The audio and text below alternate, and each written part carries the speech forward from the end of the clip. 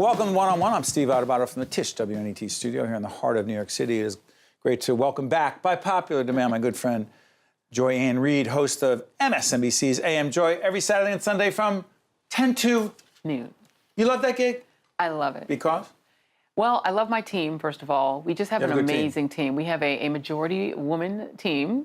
So it's girl power. We have that here, too. By the way, to all the guys on the team here, we have a majority female team. Is that? We value our guys, too. But we just have a great team. It's really diverse. It's ethnically diverse. It's, diverse in terms of gender and sexual orientation. It's just a really great little microcosm of America. A lot of really great young producers. So I love that. I love working with them. And I just love the opportunity to have that platform to talk about the things I care about, politics and policy. And to do it with enough time. That 2 hours is fabulous. And even it always often seems too short. Our biggest problem is that we can't fit enough content into the 2 hours a day. Let's do this. We always disclose when we are taping. We're taping it during the holidays of 2017. It'll be seen after. We don't know. We don't know. We don't even know the next day. Describe the relationship that you see, which you've talked about extensively, and I've been on with you to talk about this as well, the relationship between the media and the president / the White House. There is no relationship. And I think this is unusual in the sense that whether there have been Republican presidents or Democratic presidents in office, the relationship with the media has been either good or bad, but there's been a relationship. What you have right now, for the first time in memory, in modern memory, is a president who sees himself as an opponent of the media. He doesn't see the media as being valid unless it is affirming him. And so only media that is personally affirming and praising him is valid in his opinion. And so what he's done with the rest of us is to say, you are illegitimate, full stop. Fake news. You're fake news. And until you come around and begin to cover me with praise and adulation, I will continue to tell my third of the American public that follow me that you are invalid. And that when I send my spokesman out to talk to you, they can be dismissive of you. They can lie to you. They can force you to do exercises, like tell them what you're grateful for. They can treat you like children because you don't matter. You're invalid unless you are affirming me. We just had, right before you came in here, you know this, Ken Kurson, the former editor of the New York Observer, who is a strong supporter of the president, argued that we, in the media, by and large, are making consistent mistakes, not because we make mistakes, but because we intend to make those mistakes to make this president look bad, because we are still upset about the results of the 2016 election, you say? I say that anyone... Because I know you saw that interview. Absolutely, and it was interesting to watch what he had to say, but here's the problem. I come at it from a completely different perspective. We're not upset enough about what happened in the last election. And I say that to say that what happened in the 2016 election is unprecedented in American history. When you have agents of a foreign power interfering in the results of an American election. Russia actively inserting itself into an American election. While the investigation continues, keep talking. Right, and then you have the result of that be a president who is in every way appearing to act in the interests of that same country, of Russia. The media, in my opinion, is erring on the side of trying to ignore that, put that in one compartment, report on it every day, but compartmentalize it from the actual presidency. My problem is that you have to have a link between this thing and this thing. Yes, you aggressively report on the Russia investigation. It's very critical, including the fact that the current administration isn't investigating Russia. Right at the administrative side, they're not interested in what happened in the last election. They benefited from it, so they're not interested in it. They're trying, if anything, to thwart the investigation that Congress and Robert Mueller are doing. The media is attempting to do two things: cover that investigation, but also fit Donald Trump into normal. To fit this presidency, which is abnormal in its inception, into normal, and to force him to seem like a normal president. So because we're taping when we're taping, I'll put you in an awkward spot. 6 months from now, this show repeats. Will what you just said seem out of date or more relevant than ever? It depends on how the media behaves. I think that journalists have a real challenge. They're used to covering presidents from a point of view of process. Did the president's bill get passed? Does the president have allies on Capitol Hill? Isn't that our job? That is our job. But when you have something so sui generis as what happened with Russia, what happened in that election, the uncomfortable question of the legitimacy of the administration is something we don't want to discuss. But how can we not?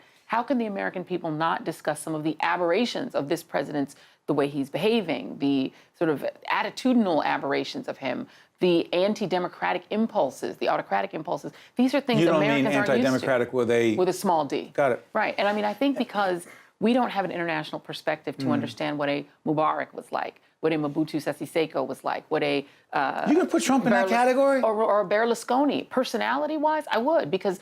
Berlusconi in Italy. Berlusconi in Italy. You know, I spoke with Trevor Noah. I had my class go to The Daily Show, and we talked about the fact that South Africans look at Donald Trump and see something that they've seen before on the continent. And he's from South Africa. If you're on the African continent, you see a range of sort of, you know, dictatorial, autocratic, some democratic leaders. But you see in that range people like Donald Trump. Americans have only seen typical American presidents who operate in a mostly typical way. Donald Trump is an aberration. He's more like these international leaders. He is more Berlusconi than he is Eisenhower. The other thing about your show that I've always enjoyed, difficult, sensitive, cultural issues are put on the table as well.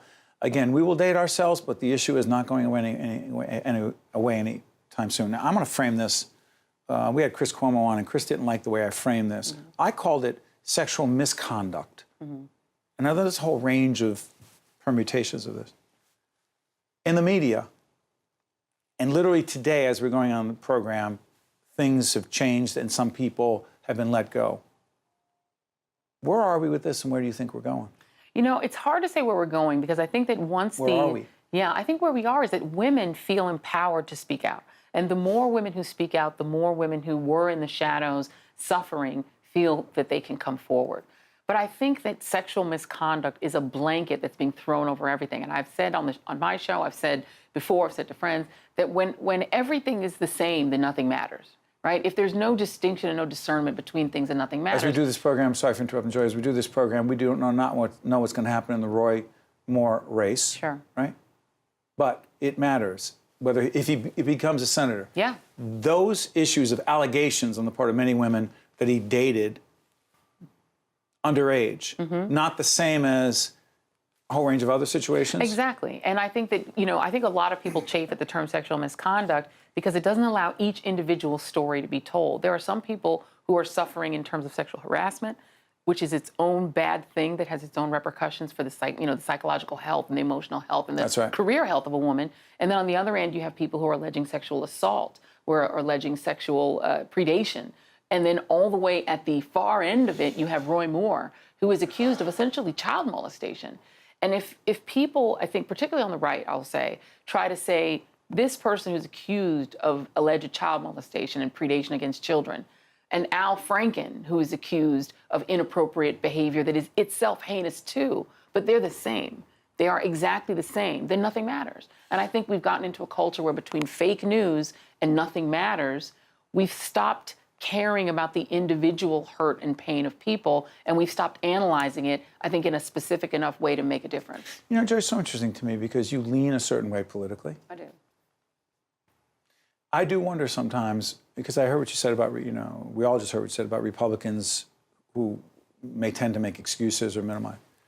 You don't think the same thing is true for Democrats and so-called progressives who want to make excuses for those who happen to have the same political ideology and have been helpful to them in one way or another, who've done some horrible things? Isn't it the same? I think there is some tendency in all human nature to do it. Of course, Democrats do it as well. That you want to keep this person because they're good on policy. They're good for my policy priorities. At what cost? Right, so I want to keep them. But I have to tell you, the one difference that I will give, and the benefit of the doubt I'll give, is that at least Democrats agonize over it. You see the public agonizing of Democrats over it, and the pushing out of some of their members. John Conyers is going to leave Congress. As we do this program, he's leaving. And ironically enough, despite the fact that, you know, this allegation that came against him, and I think there's more than one at this point, and these women are now coming forward and talking about him. You know, the origin of that story was that it was outed by a really pretty venal figure on the right who is now hunting people on the left. And no, it doesn't matter what the origin is, but at the same time, I see Democrats agonizing over what to do with Al Franken. Republicans? I don't see Republicans. I see them running from the microphones or just supporting Roy Moore. And I don't see very much beyond saying, what is the right answer to get us to power? In the limited time we have left, I asked you this last time you were here. I'm going to do it again. silver lining, such a lame question. Where do you see, if there is such a thing as a silver lining, that we could potentially begin to talk to each other in a more meaningful way without the name calling, the vitriolic, nasty, or am I just delusional? No, you're not delusional, Steve. I call myself a sort of sunny pessimist. I'm quite pessimistic about where the country's going, to be honest with you. I think we have schism. I think we have real ideological schism. I just came from the Public Religion Research Institute's annual release of their big poll that shows two countries that are so far apart, so polar opposites, that you really almost have to describe it being two Americas at war with one another ideologically and with almost nothing in common. But I do think that at some point, particularly since you're seeing a growing coalition of what you call never Trump Republicans and Democrats, that some core group of people on the two sides of the normal ideological aisle, not the extremes, but people who are generally in the center left and center right, have got to start grappling with this question of what to do with the millions of people whose profession is moving into obsolescence. Meaning, what do we do with people whose identity is that I am a manufacturing person, I am a miner, I am a welder, I am a truck driver. And on the horizon is obsolescence because of automation or because of, it's not because of immigration, by the way, it's mainly because of mechanization and globalization. If we don't start having that conversation, and we're not having it on a serious level with serious thinkers, if you think the nationalism and the vitriol is bad now, wait till that happens. By the way, check out, I wish I had a whole half hour to talk to Joy.